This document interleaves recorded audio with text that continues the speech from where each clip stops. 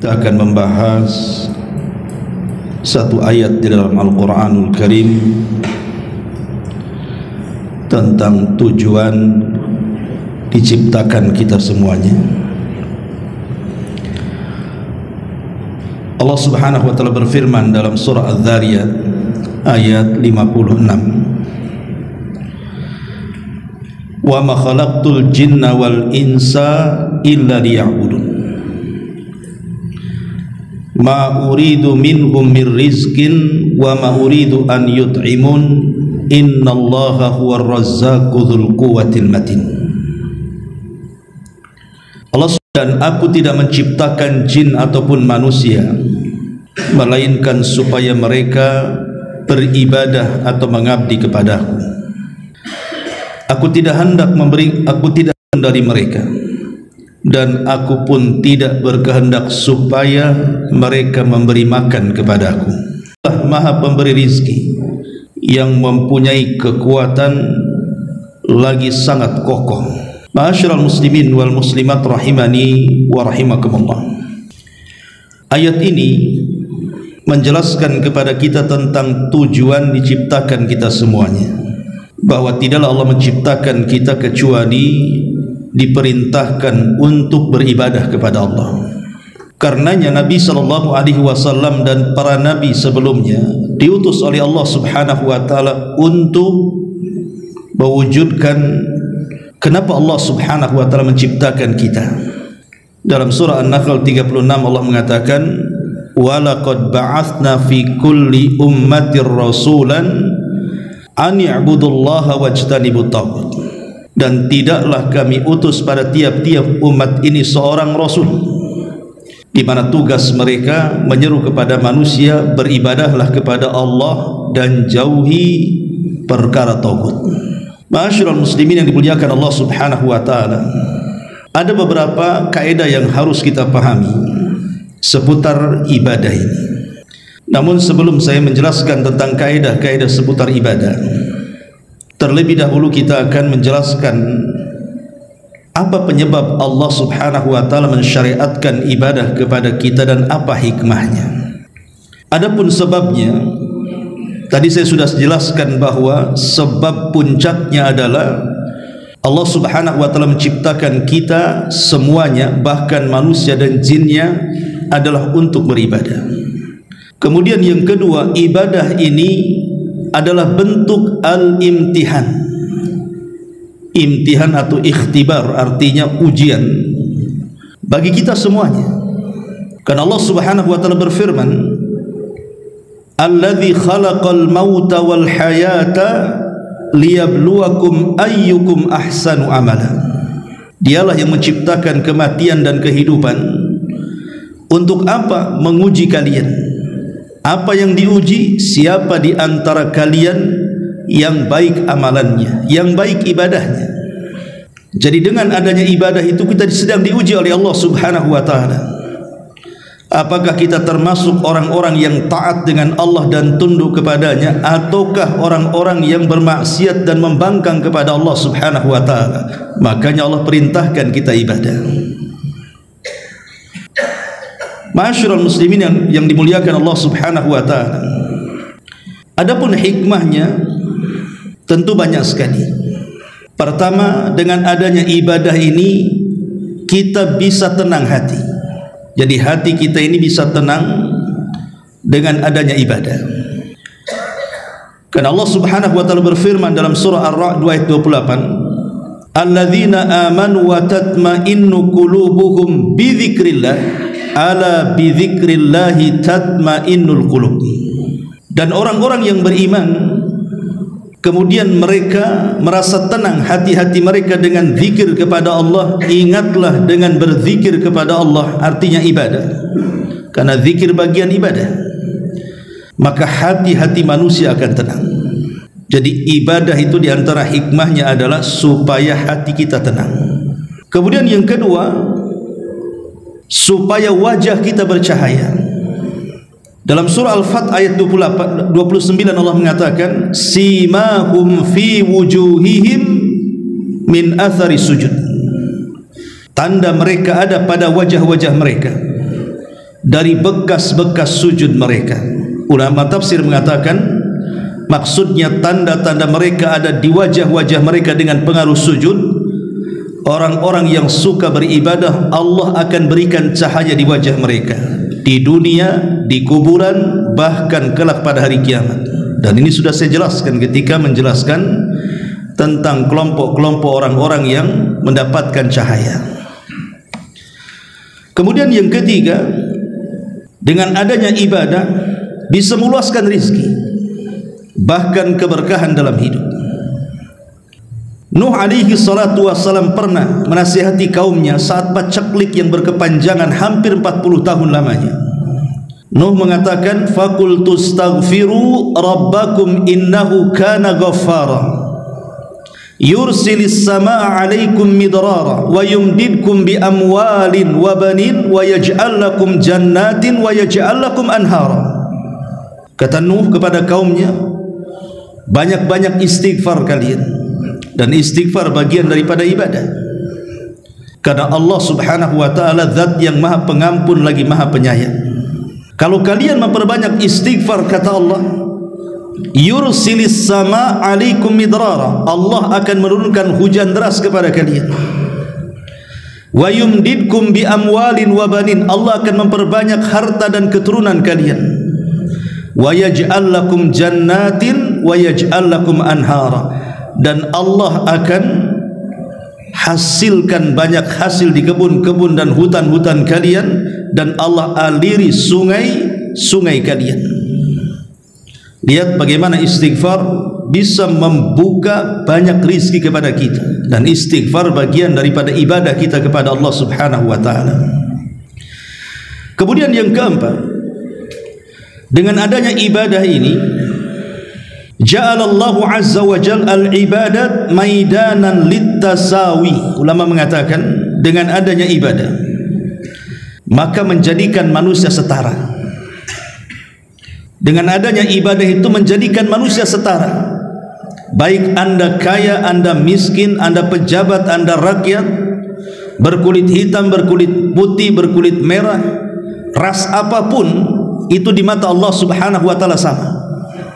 Makanya Nabi SAW dalam khutbah Hajjatul Wada' mengatakan, la fadla bainal a'rabi wal a'jam walal aswad alal ahmar illa bitaqwallahi azza wa jal. Fa inna Allah azza wa jal yaqul inna akramakum indallahi atqakum. Nabi mengatakan tidak ada beda antara kalian, hei orang Arab ataupun bukan orang Arab, baik anda yang berkulit hitam atau yang berkulit merah, karena kemuliaan di antara kalian itu ditentukan dengan takwa. Karena Allah subhanahu wa ta'ala berfirman, sesungguhnya manusia yang paling mulia di antara kalian adalah orang yang bertakwa kepada Allah, dan takwa itu diperoleh dengan ibadah. Ya ayyuhalladzina amanu kutiba alaikumus siyam kama kutiba alal ladzina min qablikum la'allakum tattaqun. Wahai orang-orang yang beriman, berpuasalah kalian sebagaimana puasa ini telah diwajibkan kepada umat sebelum kalian agar kalian bertakwa. Jadi takwa inilah yang membedakan, dan takwa itu dihasilkan dari ibadah. Ketika seseorang kemudian beribadah kepada Allah subhanahu wa ta'ala, maka terjadi persamaan di sini. Lihat dalam salat, tidak ada saf yang ditentukan, maka siapapun yang datang duluan ke masjid dia berhak mendapatkan saf pertama. Bukan karena kaya kemudian masbuk berdiri depan, tidak bisa. Lihat orang yang haji, semua menggunakan ihram dan semua harganya sama, warnanya sama. Ataupun orang yang berpuasa, mau anda kaya, mau anda miskin, mau anda pejabat, mau anda rakyat, kalau datang bulan Ramadan puasa semuanya. Jadi ibadah ini menghasilkan persamaan di antara manusia. Ma'asyiral muslimin yang dimuliakan Allah subhanahu wa ta'ala. Kemudian juga yang nomor 5, ibadah itu adalah ittisalul abdi bi rabbih, cara satu-satunya untuk menghubungkan kita dengan Allah Subhanahu wa ta'ala. Bagaimana caranya kita berkomunikasi dengan Allah? Hanya lewat ibadah. Contohnya salat. Salat disebut salat itu karena diambil dari kata silah. Silah itu artinya tali penghubung. Saya ulangi, salat dikatakan salat itu diambil dari kata-kata as-silatu, karena silatun bainal abdi wa rabbih. Jadi silah menjadi salat karena silah itu artinya tali yang menghubungkan kita selaku hamba dengan Allah Subhanahu wa ta'ala selaku Rabb kita. Maka dengan ibadah kita bisa berkomunikasi dengan Allah Subhanahu wa ta'ala. Ketika dalam salat kita membaca surah Al-Fatihah, disitulah komunikasinya. Karena ketika kita membaca Alhamdulillahirabbil alamin, apa jawaban Allah? Hamidani abdi, hambaku sedang memujiku. Kalau kita membaca Ar-Rahman Ar-Rahim, maka Allah jawab Athna alayya abdi, hambaku sedang memuja-muja aku. Dan apabila kita katakan Maliki Yaumiddin, Allah jawab, Allah, lihatlah hambaku, majjadani abdi, dia sedang membesar-besarkan aku. Jadi salat itu komunikasi. Makanya dulu pernah saya jelaskan tentang pertemuan kita dengan Allah itu di 4 tempat. 2 di dunia dan 2 di akhirat. Yang 2 di dunia saat kita salat, itulah komunikasi dengan kita dengan Allah. Kita sedang berjumpa dengan Allah, dan itu ternaskan dalam Al-Quran. Ketika Allah Subhanahu wa ta'ala berfirman, salat itulah kabiratun illa alal khashiin, sungguh berat kecuali bagi orang yang khusyuk. Allah tafsirkan siapa orang yang khusyuk itu? Alladzina yadhunnuna annahum mulaqu rabbihim, orang-orang yang yakin dalam hatinya dia sedang berhadap-hadapan dengan Rabbnya. Maka ini yang kelima, bahwa ibadah itu menyambungkan kita dengan Allah Subhanahu wa ta'ala. Kemudian juga yang nomor, rahasia kesehatan manusia. Di dalam ibadah ini ada rahasia kesehatan manusia, dan bisa melancarkan aliran-aliran darah dalam tubuh manusia. Contohnya umpamanya kita lihat ketika seseorang membaca Quran, ketika seseorang berzikir, itu disebut harakatul fam. Jadi lidah ataupun lisan sedang bergerak, dan itu olahraga lisan. Kemudian juga contohnya seseorang hudurul qalbi, menghadirkan hatinya, baik ikhlas, tawakal dan yang semacamnya, itu akan menghasilkan hati yang baik. Dan kita tahu bahwa baik dan tidaknya anggota badan kita dari atas kepala sampai kaki itu ditentukan dengan hati. Kalau hatinya tenang, hatinya baik, maka semua anggota badannya akan baik. Tapi kalau hatinya susah, hatinya rungsap, hatinya tidak baik, maka akan ada pada ibadah. Dengan zikir tenang hati, dengan salat hati kita terpaut dengan Allah Subhanahu wa ta'ala. Ataupun puasa, tanya para dokter tentang bagaimana faedah puasa, luar biasa. Makanya hampir semua agama mensyariatkan puasa, karena bukan hanya bicara soal pahala di balik puasa, tapi lebih daripada itu ada kesehatan di situ. Sebutkan ibadah apa saja, pasti ada mengandung kesehatan di dalamnya. Maka ini diantara faedah ibadah. Kemudian yang selanjutnya, dengan adanya ibadah kita dilatih kedisiplinan sebenarnya, supaya kita tidak menjadi malas. Makanya kenapa Nabi SAW ketika menjelaskan bahwa setan itu setiap malam mengikat tengkuk anak Adam itu 3 ikatan, maka 3 ikatan tidak mungkin dilepas kecuali dengan 3 ibadah. Pertama, ketika bangun dia berzikir kepada Allah, lepaslah 1 ikatan. Kedua, ketika setelah berzikir dia berwudu karena Allah Subhanahu wa ta'ala, lepaslah 2 ikatan. Setelah itu kemudian dia melaksanakan salat, maka 3-tiganya akan lepas. Ketika 3-tiganya lepas, apa kata Rasul? Di pagi harinya jiwanya akan baik dan dia memiliki kesemangatan hidup. Menunjukkan bahwa timbullah gairah hidup, kedisiplinan. Karena ibadah itu kan ada waktu-waktunya. harus disiplin, ada gerakan-gerakannya, harus disiplin, ada bacaan-bacaannya, dan begitu seterusnya. Kemudian juga ibadah ini melahirkan akhlak. Rukun Islam yang 5 itu saja, belum cerita yang lainnya, itu sudah melahirkan akhlak kepada kita. Contoh salat, Allah mengatakan innas salata tanha 'anil fahsya'i wal munkar. Salat itu mencegah perbuatan keji dan kemungkaran. Contoh haji, Nabi SAW mengatakan man hajjal baita walam yarfus walam yafsuk raja'a ka yaumin waladathu ummuhu. Dia tidak mengucapkan kemungkaran, maka pulang dari haji seperti anak yang baru dilahirkan orang tuanya tanpa dosa. Lihat puasa. Ketika Nabi SAW mengatakan kalau anda sedang berpuasa, kemudian ada orang yang mengajak bertengkar dengan anda, apa kata Rasul? Fakulum ru'un inni sa'imun. Katakan saya sedang berpuasa. Menghindari akhlak yang wa tuzakkihim biha. Ambillah harta-harta mereka, dizakatkan supaya bisa membersihkan harta mereka dan mensucikan hati-hati mereka. Tazkiyatun nafsi. Zakat itu untuk mentazkiyah diri, dan itu bagian daripada akhlak. Jadi intinya bahwa ibadah itu melahirkan akhlak, dan banyak lagi. Ma'asyiral muslimin yang dimuliakan Allah Azza wa Jalla, baik kita masuk pada kaidah-kaidah ibadah. Pertama, hakikat ibadah itu adalah apa yang Allah cintai dan Allah ridhai. Dan ini terkandung dalam definisi ibadah yang disebutkan Syekhul Islam Ibn Taimiyah. Kata Ibnu Taimiyah rahimahullahu taala ketika mendefinisikan apa sih ibadah itu, maka beliau mengatakan ibadah itu adalah ismun jami'un likulli ma yuhibbuhullahu wa yardahu minal aqwali wal a'mali adh-dhahirati wal batinati.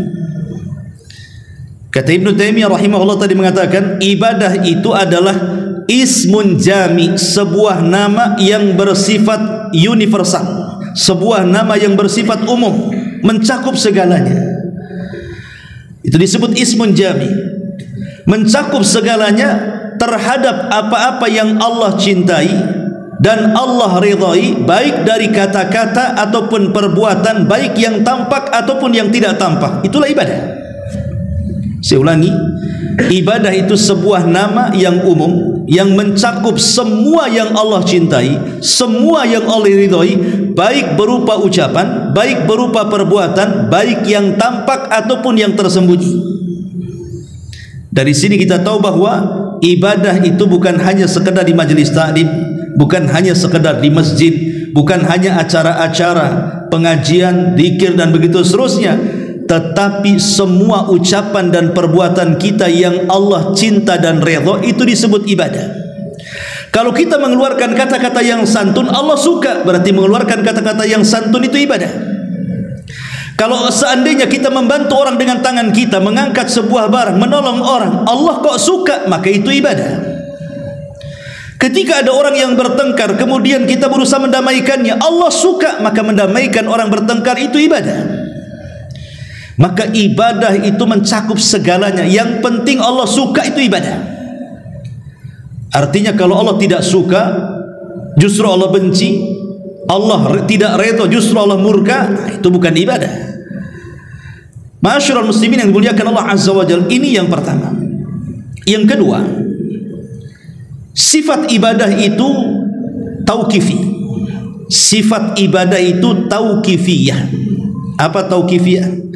Terima jadi, paketan dari Allah. Artinya ibadah itu bukan rekayasa manusia. Tidak ada di dalamnya ikut campur tangan adat istiadat manusia, ataupun tidak ada di dalamnya akal-akalan manusia. Ibadah itu murni datang dari Allah. Makanya Ali radhiyallahu anhu ketika bicara tentang masul khufain, mengusap sepatu di atas itu, ya, kalau kita berwudu pakai sepatu, maka tidak usah dilepas sepatunya, asal mengikuti syarat-syaratnya, tinggal diusap saja atasnya sekali. Kalau mencuci kaki kan 3 kali, kalau pakai sepatu diusap sekali saja. Ali radhiyallahu anhu mengatakan, "Lau kana ad-dinu bir-ra'yi," kalau seandainya agama ini berasal dari akal manusia atau akal-akalan, tentu yang diusap dalam sepatu itu bukan atasnya, karena atasnya bersih. Yang kotor itu bawahnya. Kenapa yang diusap bukan tempat yang kotor? Kenapa pula yang diusap tempat yang bersih? Akal tidak menerima di sini. Karena tujuan berwudu itu kan membersihkan kotoran. Kenapa yang bersih diusap, yang kotor dibiarkan? Itulah menunjukkan bahwa agama bukan hasil rekayasa manusia. Agama itu rekayasa. Tidak ada rekayasa manusia atau akal manusia. Dia murni tauqifiyah, artinya terima jadi dari Allah Subhanahu wa taala. Tidak boleh dibuat-buat manusia. Karena dia sifatnya tauqifiyah, terima jadi. Apa yang Allah perintahkan laksanakan. Apa yang Allah larang tinggalkan. Apa yang Allah halalkan nikmati. Apa yang Allah haramkan jauhi. Selesai. Itulah ibadah. Yang sifatnya itu terima jadi. Jangan buat-buat. Ini yang kedua. Yang ketiga, bahwa setiap amalan yang telah dipastikan sebagai ibadah, kalau amalan ini sudah dipastikan sebuah ibadah, baik berdasarkan Al-Quran dan Sunnah, maka memalingkannya kepada selain Allah Subhanahu wa ta'ala adalah syirik akbar, kesyirikan. Sesuatu yang sudah diponis ini ibadah, solat kan ibadah, karena ada perintahnya aqimus solat, tegakkan solat, berarti Allah memastikan solat itu ibadah. Maka siapapun yang memalingkan solat kepada selain Allah, maka dia telah menyekutukan Allah. Apalagi doa, Allah Subhanahu wa ta'ala mengatakan, wa idza sa'alaka ibadi anni fa inni qarib ujibu da'watad da'i idza da'an falyastajibu li wal yu'minu bila'allahum yarshudun. Apabila hamba-hambaku bertanya kepadamu wahai Muhammad tentang aku, katakan aku dekat. Akulah yang mengijabah setiap doa orang yang berdoa kepadaku. Artinya ibadah, doa adalah ibadah, karena nas hadis juga mengatakan ad-du'a'u huwal ibadah. Doa adalah ibadah. Sesuatu yang sudah pasti itu ibadah, maka apabila dipalingkan kepada selain Allah Subhanahu wa ta'ala, maka anda jatuh kepada kesyirikan. Karena doa adalah sebuah ibadah yang tidak boleh dipalingkan kecuali kepada Allah. Ketika doa ini dipalingkan kepada kuburan, walaupun kuburan ini dianggap orang saleh meminta-minta di situ, maka anda telah terjumus kepada kesyirikan. Karena meminta-minta di kuburan, meminta-minta kepada dukun, meminta-minta dan percaya kepada tangkal ataupun yang lainnya, maka anda telah memalingkan sebuah ibadah dan terjerumus kepada kesyirikan. Ini yang ketiga. Yang keempat, bahwa syarat diterima ibadah itu ada 3. Kalau ibadah kita ingin diterima, maka lakukan 3 perkara. Pertama, anda harus seorang muslim. Kalau seorang muslim beribadah pasti diterima. Tapi kalau anda orang kafir pasti ditolak. Karena Allah Subhanahu wa ta'ala mengatakan a'maluhum karamadin istaddat bihir rih. Amal orang-orang kafir pada hari kiamat seperti debu yang ditumpuk kemudian dihempas angin sampai habis.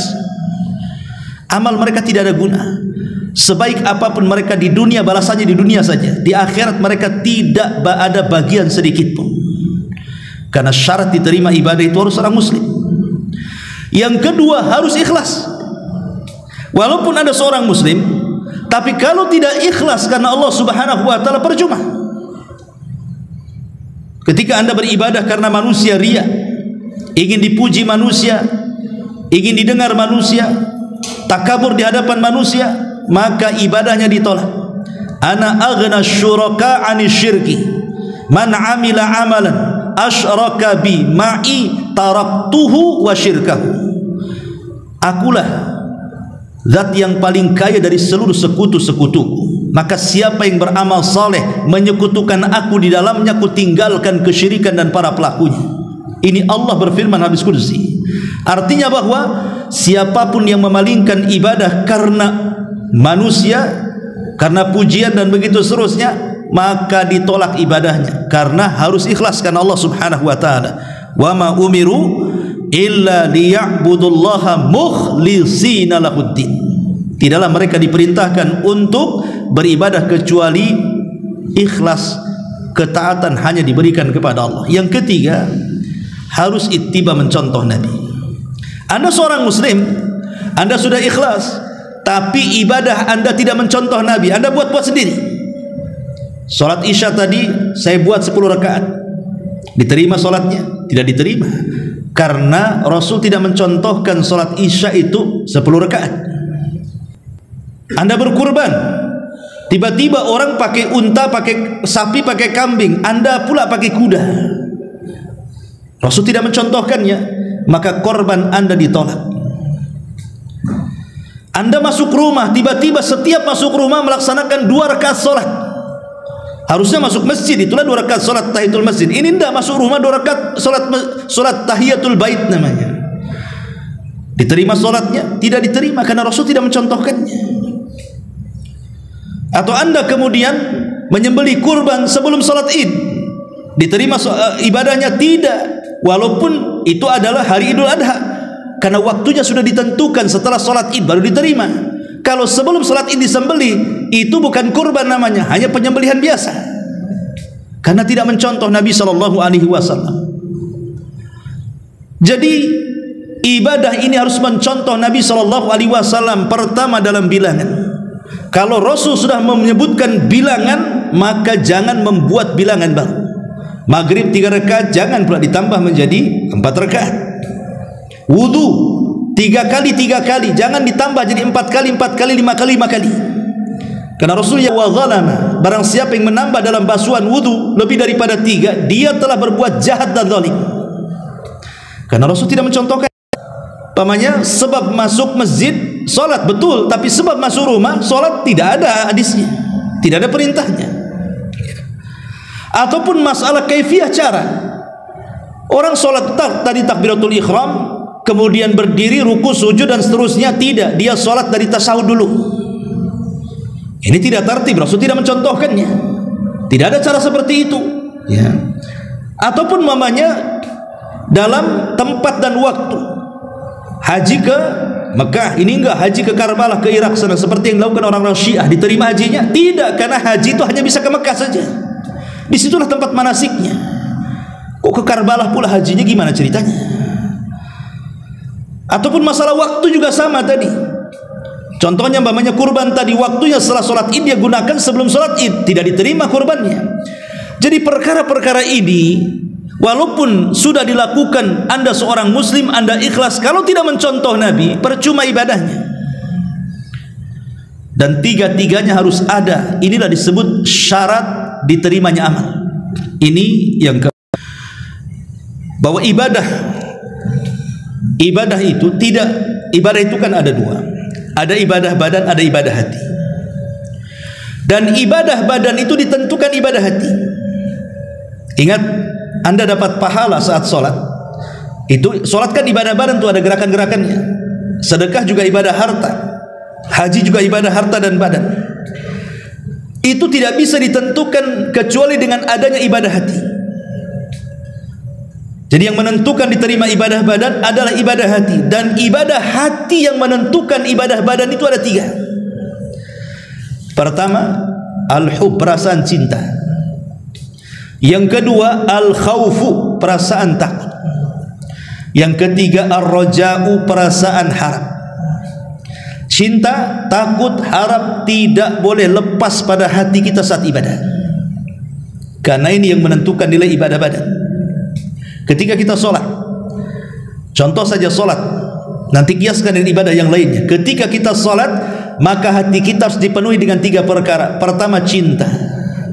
Saya melaksanakan sholat ini karena cinta, bukan terpaksa. Sebab kalau sholat terpaksa tidak akan diterima. Ya, belum tentu, karena dilakukan dengan cara terpaksa. Kemudian yang kedua, takut. Takut kalau seandainya sholatnya itu tidak diterima. Takut kalau seandainya sholatnya tidak berpahala, sehingga menimbulkan perasaan khusyuk. Orang kalau umpamanya sholat tidak takut, asal-asalan dia. Bisa saja umpamanya cepat kilat kan gitu, tidak tumakninah karena tidak ada perasaan takut. Percuma ibadahnya. Kemudian yang ketiga, adanya perasaan harap. Berharap bahwa solat saya diterima, bahwa solat saya ini dapat pahala, bahwa solat kita ini mengantarkan saya ke dalam sorga. Itu harapan namanya. Karena biasanya harapan itulah yang menjadikan orang semangat untuk beribadah. Contoh mamanya, kalau saya katakan kamu jadi tukang bangunan di rumah saya, kerjakan rumah, 1 hari gajinya 1 miliar. Ada harapan mendapatkan 1 miliar. Boleh jadi sebelum subuh sudah datang itu. Dan mungkin juga nggak diawasi pun dia akan kerja saja 1 miliar 1 hari kan gitu. 1 miliar itu tidak ada apa-apanya dibandingkan surga. Ketika kita ada harapan di situ, semangat ibadah kita. Makanya inilah yang menentukan ibadah adalah ibadah badan, adalah ibadah hati yang 3 ini. Takut, cinta, dan harap. Ma'asyiral muslimin yang dimuliakan Allah Azza wa Jalla. Kemudian yang nomor 7. Yang nomor 6, bahwa ketika seseorang beribadah kepada Allah Subhanahu wa ta'ala, ibadah yang kita lakukan sampai solat tadi isya, atau sekarang antum sedang duduk mendengarkan kajian, atau mungkin besok anda akan berpuasa dan begitu seterusnya, atau mungkin ingin bersedekah, tidak mungkin terjadi kecuali semuanya karena pertolongan Allah. Kalau Allah tidak tolong, tidak mungkin kaki antum datang ke Muhajirin. Kalau bukan karena pertolongan Allah, jangankan cerita ibadah-ibadah besar, ibadah kecil saja tidak mungkin kita lakukan. Makanya dalam solat itu kenapa 17 kali kita mengucapkan kalimat iyyaka na'bud wa iyyaka nasta'in. Hanya kepadamu ya Rabb kami beribadah, hanya kepadamu ya Rabb kami meminta pertolongan. Sebenarnya meminta pertolongan kepada Allah itu bagian daripada ibadah. Kenapa diulang? Kenapa tidak iyyaka na'bud titik sampai di sini saja? Hanya kepadamu kami beribadah.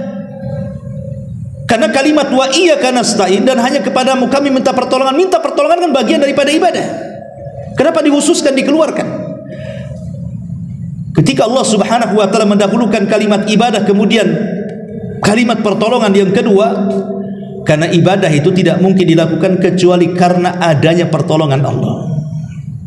Kalau Allah tidak tolong kita, tidak mungkin tergerak hati kita ini melaksanakan ibadah.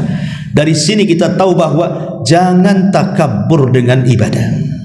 Merasa saya sudah banyak solat, saya sudah banyak sedekah, saya sudah banyak umroh, saya sudah banyak haji, saya sudah banyak ini, itu dan lain sebagainya. Karena anda tidak mungkin melakukannya kecuali Allah yang berkehendak. Betapa banyak orang-orang yang tidak dapat hidayah. Mereka tidak pernah solat, tidak pernah puasa, tidak pernah zakat. Mereka bakhil karena mungkin boleh jadi Allah belum menolong mereka dengan cara memberikan hidayah taufik kepada mereka kan? Makanya apa yang disombongkan dari ibadah? Toh semuanya juga karena pertolongan Allah Subhanahu wa ta'ala. Maka bersyukurlah kepada Allah Subhanahu wa ta'ala. Karena ibadah itu tidak lain, ini sebuah nikmat karunia yang besar dari Allah. Ketika kita bisa beribadah, ini nikmat. Karena banyak orang yang luang waktu, punya tenaga, sehat badan, punya biaya, tidak sanggup mereka beribadah. Ada waktu, tidak pun dia datang ke pengajian, tidak pun dia itu sholat berjamaah, tidak pun mungkin dia punya kemampuan harta banyak, tak mau pula sedekah dia. Jadi orang-orang yang kemudian dia mampu melaksanakan apa yang manusia tidak mampu, maka anda telah diberikan nikmat yang paling besar dalam bentuk hidayatut taufik namanya. Dan nikmat hidayah itu setinggi-tingginya nikmat dalam badan kita. Rumah mewah, kendaraan indah, tanah di mana-mana, uang triliunan, tidak seberapa dengan nikmatul hidayah, nikmatnya sebuah hidayah.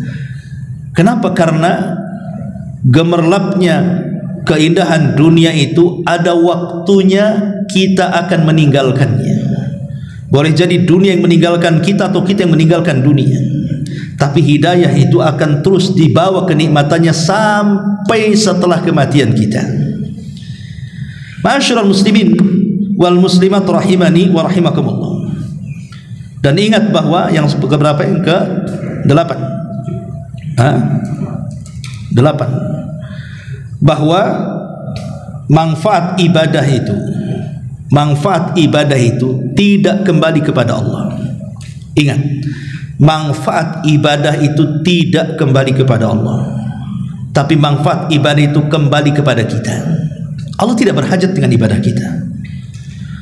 Makanya lihat di dalam Al-Quran itu banyak sekali kalimat-kalimat, wa man syakara fa innama yashkuru li nafsi. Siapa yang bersyukur, hakikatnya dia telah bersyukur untuk dirinya, bukan untuk Allah. Kemudian Allah mengatakan, man ihtada fa innama yahtadi li nafsi. Barang siapa yang mendapatkan hidayah itu untuk dirinya. Kemudian juga Allah mengatakan, in ahsantum li anfusikum wa in asatum falaha. Kalau kalian melakukan kebaikan, kebaikan itu kembali kepada diri kalian. Sebagaimana kalau kalian berbuat jahat, kejahatan itu kembali kepada diri kalian.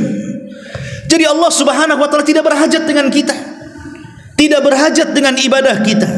Semua ibadah yang kita lakukan itu hajatnya kembali kepada kita, kebaikannya kembali kepada kita, tidak ada kepada Allah. Satu dunia kufur tidak bisa mengurangi kekuasaan Allah. Satu dunia beriman tidak menambah kekuasaan Allah.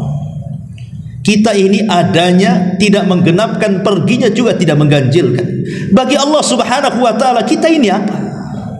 Kita ini makhluk kecil yang kalau seandainya jin dan manusianya berkumpul di sebuah tanah lapang, kemudian mereka meminta sesuatu kepada Allah dengan permintaan yang satu dengan yang lainnya, jin dan manusianya berbeda-beda, dari mulai orang hidup sampai yang terakhir mati, Allah sanggup memberikan semua permintaannya. Dan Allah sanggup memberikan permintaannya hanya seperti tetesan yang di ujung jarum yang dicelupkan di tengah-tengah lautan. Lautan itulah kekayaannya. Satu tetes yang di ujung jarum itulah cukup untuk mengabulkan semua permintaan manusia dan jinnya. Allah itu kaya, artinya dia tidak butuh dengan kita. Walillahil matsalul a'la. Walillahil matsalul a'la. Tentu bagi Allah permisalan lebih tinggi. Sesama manusia saja ada orang yang triliunan, kaya raya, tiba-tiba kita ngasih uang 100.000, 200.000, mungkin diketawakan oleh mereka. Boleh jadi kemudian mereka mengatakan, kau menghina aku, uangku triliunan, ngapain kau kasih sedekah sama aku? Itu sesama manusia bisa tersinggung loh ya. Kalau ada orang miliarder, triliunan duitnya, tiba-tiba ada orang yang sedekah kepada dia 100-200 ribu, apa enggak marah dia? Serasa dihina kan? Tapi Allah Subhanahu wa taala tentu berbeda kekayaan dengan manusia. Dia zat yang jauh lebih kaya. Dia tidak berhajat dengan kita. Makanya tadi ayat yang kita baca, wa ma khalaqtul jinna wal insa illa liya'budun ma uridu minhum mir rizqin wa ma uridu an yut'imun. Tidaklah aku ciptakan jin dan manusia kecuali untuk beribadah kepadaku. Aku tidak hendak meminta rizki kepada mereka sedikit pun, dan aku tidak hendak meminta agar mereka memberi makan sedikit pun kepadaku. Kenapa? Innallaha huwar razzaqu dzul quwwatil matin. Karena dia zat yang maha pemberi rizki. Dia yang ngasih rizki kepada kita, dan dia zat yang maha kuat lagi maha kokoh. Ma'asyiral muslimin yang dimuliakan Allah Subhanahu wa taala, maka dari sini perlu kita pahami bahwa jangan mengatakan Allah berhajat dengan kita. Kita yang berhajat dengan Allah.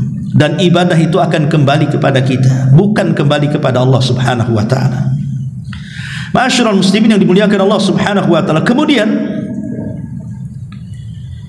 ketika seseorang salat, puasa, zakat dan ibadah-ibadah yang lainnya, kemudian kita diberikan pahala. Ingat, ganjaran atas ibadah yang kita lakukan adalah murni karunia pemberian dari Allah Subhanahu wa taala. Semua pemberian dari Allah, murni. Tidak ada makhluk selain daripada Allah yang mampu memberikan pahala kepada kita. Makanya orang-orang yang ria nanti pada hari kiamat, Allah akan katakan apa? Sekarang kau datang kepada orang yang dulu kau harapkan pujiannya, minta kepada dia pahala. Jadi ketika manusia dikumpulkan di padang mahsyar, orang-orang yang sholatnya ria, puasanya ria, sedekahnya ria, maka Allah katakan kepada orang-orang yang ria itu, sekarang datanglah kepada orang yang kau harapkan pujiannya di dunia, minta kepada dia balasan. Sanggup memberikan? Tidak sanggup. Karena memang pahala itu murni datang dari Allah Subhanahu wa taala. Bersyukur kepada Allah Subhanahu wa taala. Ma'asyiral muslimin yang dimuliakan Allah Subhanahu wa taala, kemudian istiqamah dalam ibadah adalah bentuk penghambaan. Jadi ketika seseorang menjaga salatnya, menjaga puasanya, menjaga baca Qur'annya, menjaga silaturahimnya, dan menjaga ibadah-ibadah yang lainnya, berarti dia betul-betul sedang menghambakan diri kepada Allah. Karena seorang hamba akan patuh dan tidak akan bermaksiat. Itulah seorang hamba. Maka istiqomahlah dalam beribadah, supaya kita diakui kehambaan kita dengan Allah Subhanahu wa taala. Sebab kalau tidak, maka Allah Subhanahu wa taala bisa saja murka kepada kita. Kemudian juga di antara kaidah ibadah, ma'asyiral muslimin yang dimuliakan Allah Azza wa Jalla, karena ibadah itu adalah bentuk tadzallul wal khudu, bentuk merendahkan diri, bentuk merendahkan hati, menghambakan diri kita kepada Allah Subhanahu wa taala, maka lakukanlah ibadah itu sesuai dengan perintahnya. Lakukan ibadah itu sesuai dengan perintah Allah dan Rasulnya, maka ibadah itu akan bernilai di hadapan Allah dan Rasulnya. Kalau kita kemudian beribadah melenceng dari aturan yang Allah aturkan kepada kita, atau aturan yang Rasul aturkan kepada kita, kita lari dari aturan itu, maka Anda tidak sedang menghambakan diri kepada Allah. Anda sedang membangkang dari penghambaan itu sendiri. Dan yang terakhir, jangan pernah merasa sombong. Jangan pernah merasa sombong dengan Allah Subhanahu wa taala, seolah-olah kita tidak berhajat sehingga kita tidak ibadah. Allah Subhanahu wa taala berfirman di dalam Al-Qur'anul Karim tentang orang-orang yang sombong, innalladzina yastakbiruna an ibadati sayadkhuluna jahannama dakhir.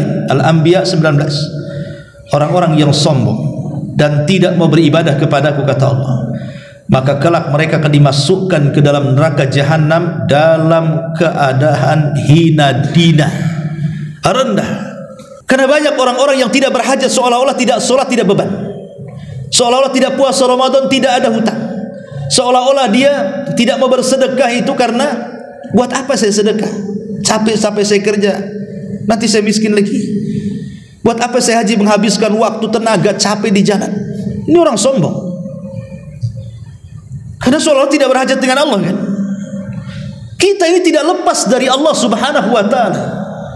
Makanya kenapa Nabi SAW selalu berdoa, Allahumma la takilni ila nafsi tarfata ain. Ya Allah, jangan kau lepaskan dirimu dari aku walaupun sekejap mata. Itu doa Nabi. Jangan kau lepaskan ya Rabb dari diriku walaupun sekejap mata. Karena perkara apapun, baik sulit ataupun mudah, kalau Allah Subhanahu wa taala tidak ikut campur tangan di dalamnya, maka perkara rumit akan semakin sulit, perkara mudah akan dipersulit. Karena semua perkara dapat diselesaikan dan diuraikan, baik besar atau kecil, itu tidak lain dan bukan karena pertolongan Allah. Allah yang menciptakan masalah, Allah juga yang melepaskannya. Maka pentingnya kita untuk senantiasa rendah diri kepada Allah Subhanahu wa taala.